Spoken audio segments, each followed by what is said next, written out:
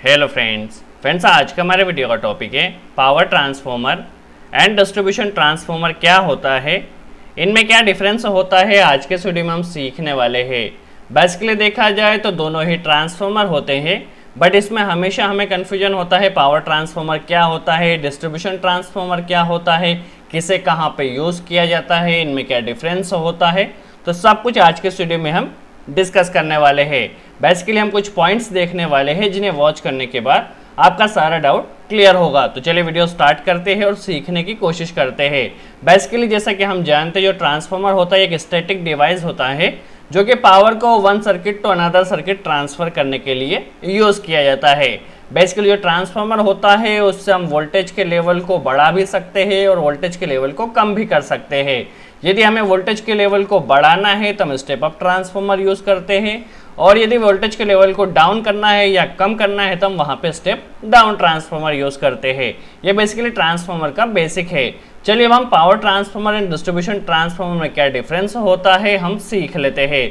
Basically सबसे main जो यदि इसमें डिफरेंस देखा जाए तो जो हमारा पावर ट्रांसफार्मर होता है, इस पावर ट्रांसफार्मर को हम जनरेटिंग स्टेशन में या सब स्टेशन में बेसिकली से यूज़ किया जाता है। जहाँ पे पावर का जनरेशन होता है वहाँ भी इसे यूज़ किया जाता है, और जो सब स्टेशन होता है वहाँ पर भी हम पावर ट्रांसफार्मर का यूज़ करते हैं।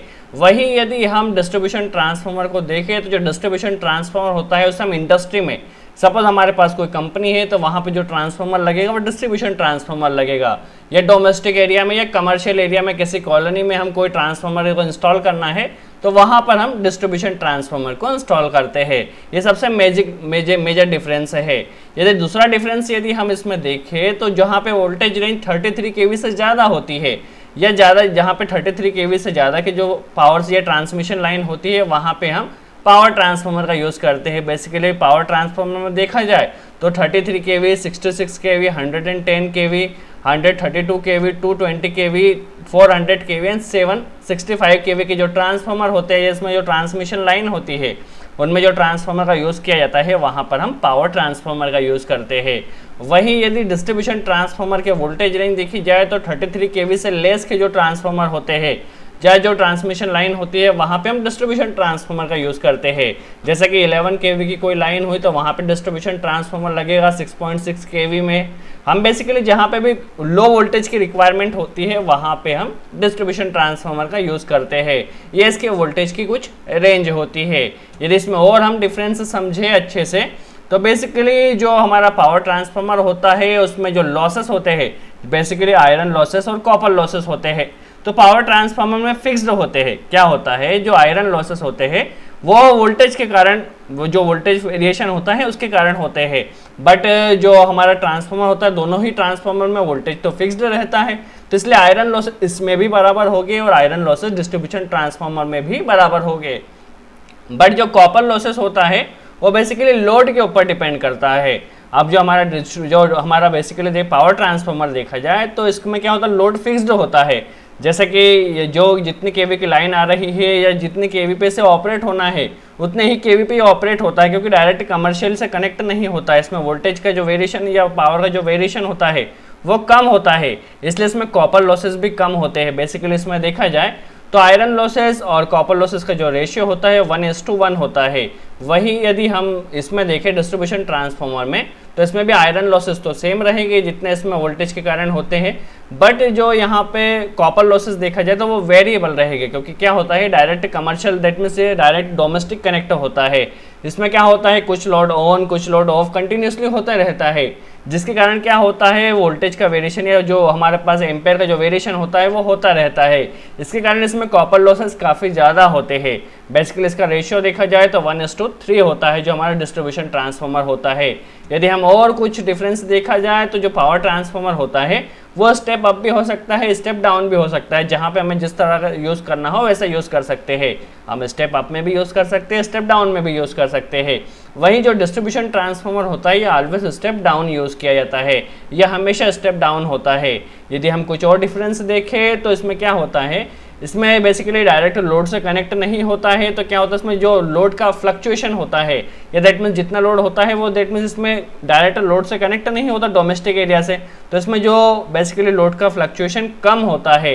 और इसमें देखा जाए डिस्ट्रीब्यूशन ट्रांसफार्मर में तो क्या होता है, लोड डायरेक्ट कनेक्ट होता है डोमेस्टिक एरिया से, तो कुछ लोड कुछ किसी टाइम पे ऑन होते हैं, कुछ लोड किसी टाइम पे ऑन होते हैं। इसके कारण इसमें जो वोल्टेज या में जो लोड का फ्लक्चुएशन होता है वो काफ़ी ज़्यादा होता है।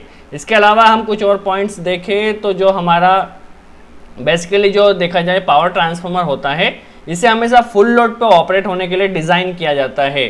नॉर्मली इसे 90 to 95% उसका जो लोड होता है फुल लोड करंट का, इतने लोड पे ऑपरेट होने के लिए इसे डिज़ाइन किया जाता है।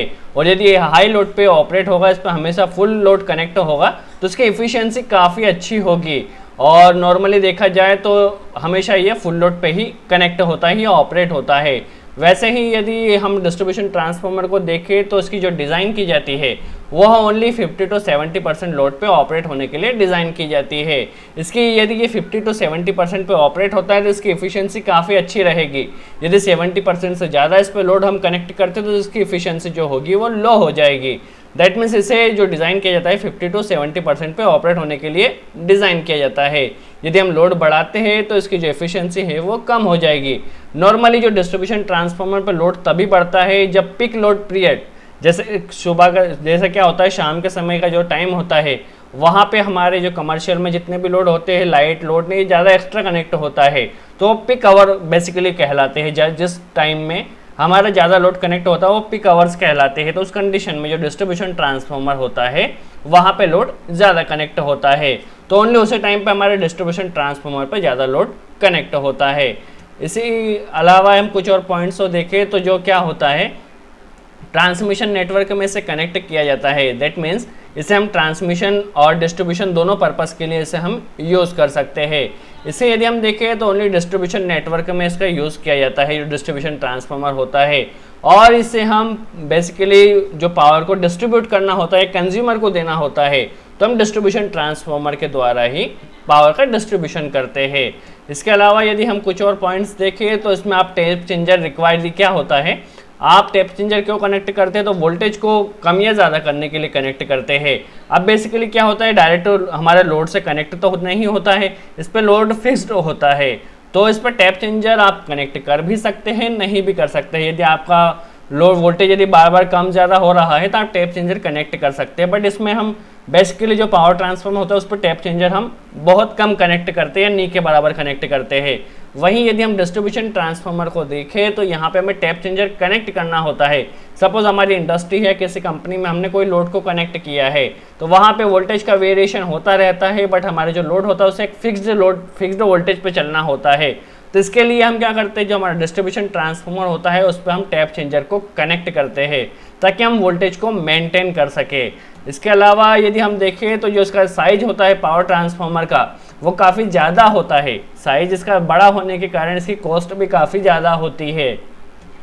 वहीं यदि हम डिस्ट्रीब्यूशन ट्रांसफार्मर के बारे में समझें तो इसका साइज कम होता है एज़ कम्पेयर टू हमारे जो देखा जाए तो पावर ट्रांसफार्मर से इसका साइज थोड़ा कम होता है और इसकी प्राइस भी काफ़ी कम होती है बेसिकली हमारे पावर ट्रांसफार्मर से। डिस्ट्रीब्यूशन ट्रांसफार्मर छोटा भी होता है, उसकी प्राइस भी लेस होती है।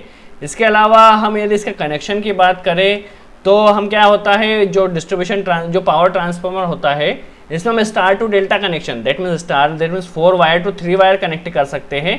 और नॉर्मली इसमें ज़्यादा डेल्टा टू डेल्टा कनेक्ट होता है, दैट मीन्स इसमें से 3 वायर आते हैं और 3 वायर जाते हैं। क्योंकि हम कंज्यूमर को इसे कनेक्ट नहीं करते तो हमें न्यूट्रल की इसमें ज़रूरत नहीं होती है, तो इसका जो कनेक्शन होता है वो डेल्टा टू डेल्टा या स्टार टू डेल्टा हो सकता है। बट जो हमारा डिस्ट्रीब्यूशन ट्रांसफार्मर होता है उसमें हमें न्यूट्रल की रिक्वायरमेंट होती है, इसके लिए हमेशा इसका जो कनेक्शन होता है डेल्टा टू स्टार में होता है।